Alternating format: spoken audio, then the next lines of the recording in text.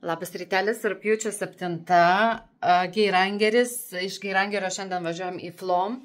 Po vakar tokios dienos aš iš viso pamiršau, kad aš dirbu. Aš taip įsijaučiau, kad man nereikia nieko daryti.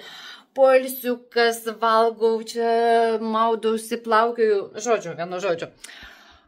Orelis toks, bet vis tiek matomumas geras. Vandenukas nuo kalno teka, viskas tvarkoja. Žmonės netaupo, neužsuka parazitai. Taupykit vandenį, neužsukit kraną. Ruošiamės į darbą, maudimas išdžiūvo po vakar, nes vakar šlaputėlis buvo. Viskas, renkame šmutkės, varom pusrytėlių ir važiuosim toliau. Išvažiuosim. Aš taip myliu Geirangerį, aš noriu dar savaitę čia pabūti. Man čia taip patinka. Net jeigu ir oro nėra, man vis tiek čia patinka. Nu čia fainai. Borelis, kuriame pernai dirbau, skaustas, kuriame šiemet dirbu ir neaišku dar, kur dirbsiu toliau. Bet kas mane labiausiai veža būnant kalnuose, tas kvapas, oi, biškai stovi plaukai piestu, kažkokie užaugo mažiukai. Tas, žinot, ypatingas kalnų šviežio oro kvapas. Ta kvapą galima užuosti tik tai kalnuose. Kaip man patinka.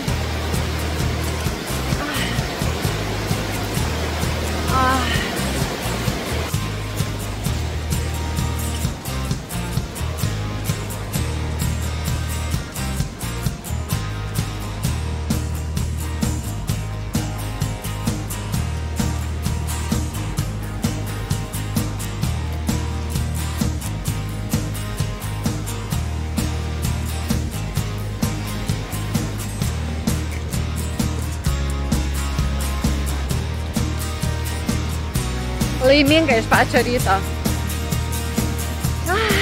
Turbūt šiemet daugiau Geirangerio neteks pamatyti.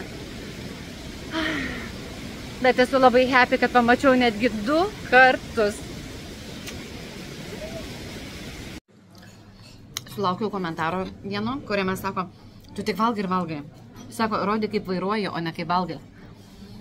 Tai žino, kokia yra bėda? Kai valgau, aš galiu laikyti rankoje telefoną. O kai vairuoju, aš rankoje galiu laikyti tik tai vairą. Paimčiau telefoną, baigtųsi mano vairavimas. Dėl to rodau, kaip tik tai valgau.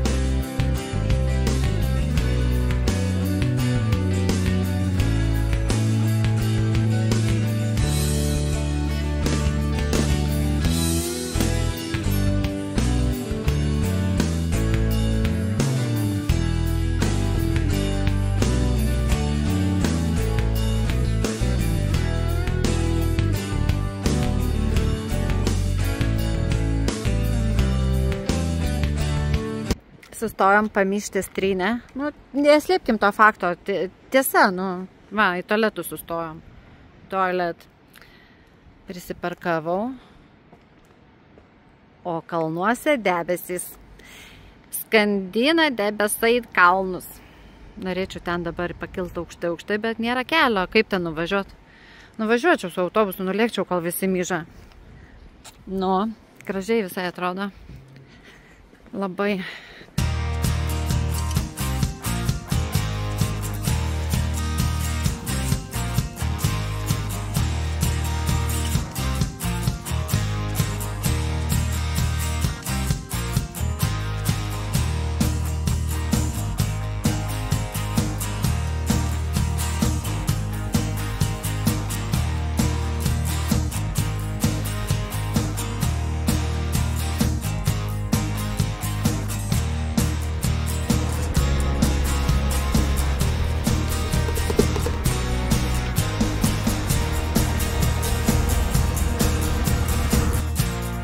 važiavom, sustojom prie ledino.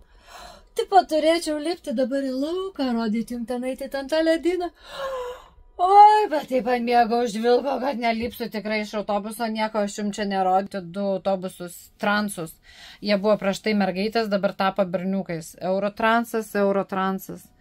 Ir dar galiu parodyti, kad labai debesi žemai, turbūt slėgis nukrytęs, nekiptų žuvis, bet už tai kimba man žiauriai. Belė kaip bagot, užsivajau, vairuoju, galvoju.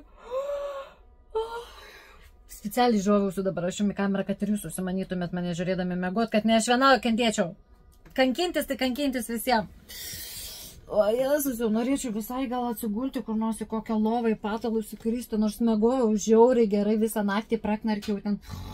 Va tai va, bet gal tas oras mygdo. O gal dėl to, kad neįdomu tam autobuse, aš jau net ko nedariau su Ana grupė, nes buvo gydas ištisai pasakojo kažką įdomaus apie Norvegiją, apie viską. Šitas arba šneka apie Švediją, nes vėl šiandien pajungė švedišką dainą ir pasakė, kad čia švedų dainininkė, nes Norvegijai nieko blet neturi. O kad Norvegijai tų dainininkų turi va tiek ir dar kokių gražių dainų turi, pofik. Bet esmė, kad man taip neįdomu važiuoti, taip liūdna, kad aš jau net įsitraukiau ausinės ir jau kalbu per klausausi per ausinės, jau pasijungiu YouTube'ės visokias laidas pasijungiu. Nes taip liūdna autobusą galvoju, blet, kaip šitiem amerikiečiam nepasisekė su gidu. Žiauriai nepasisekė. Užuojauta. Jisai visą laiką tyli. Tai kas čia, blet, per gydas? Tai nahui tada tas gydas reikalingas autobuse, jeigu jisai visą laiką tyli, tu tiesiog važiuoji kai lochas. O Anas, kiek visko Luizas, kiek visko pasakojo apie kalnus, apie sandarą, apie norvegišką gyvenimo būdą, apie kas konverčiasi, kas dabar apsimoka Norvegijai, kas neapsimoka Norvegijai. Nu, žodžiu. Kaip kelionė žiauriai priklauso nuo gido. Ir nuo vairuotojo. Jeigu vairuotojas lochas, tai gal ir smagesnė būtų kelionė, nes mes dar būtume neišvažiavę iš Geirangerio. O, apverčiu kamerą ir paticharinsiu, ką daro vairuotojas.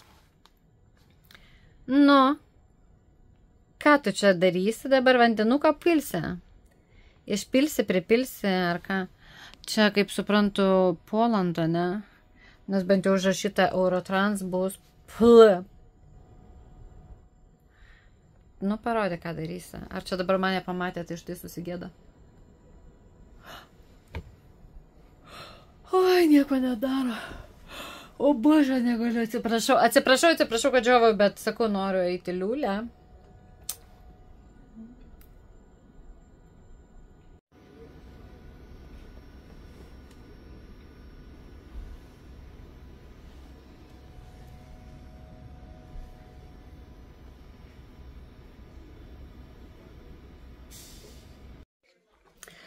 Per visus laivus ir hujaivus neparodžiau, kaip dirbau, kaip tvarkiausi, kaip baigiau darbą, kur prisiparkavau, esam Flome.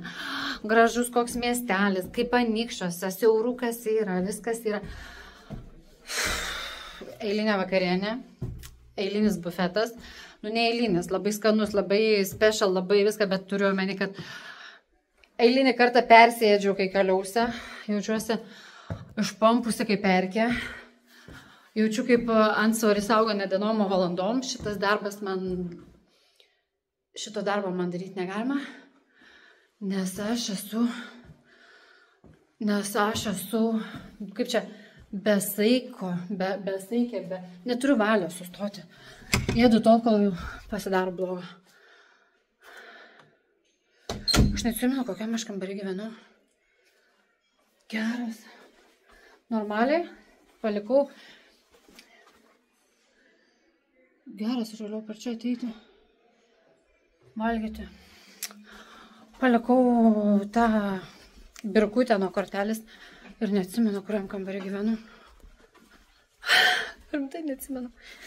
Žodžiu, viskas. Priėsta, pridaryta, Rytoj parodysiu jums Flomą, pavaikščiosiu, pafilmuosiu, nes dabar tik reitingiu eiti į lauką. Paršėjų. Čia šitas darbas iš žmonių daro kiaulas. Eik tu nafik. Kur aš gyvenu? Nu, davai bandom 4-3-1, kažką atsimenu apie 4-3-1 gal. Pabandom. Pataikiau. Ir viskas. Užsirakinom, kad niekas mėgančios neišneštų. Ir su batais į lovą. Viskas, čiau.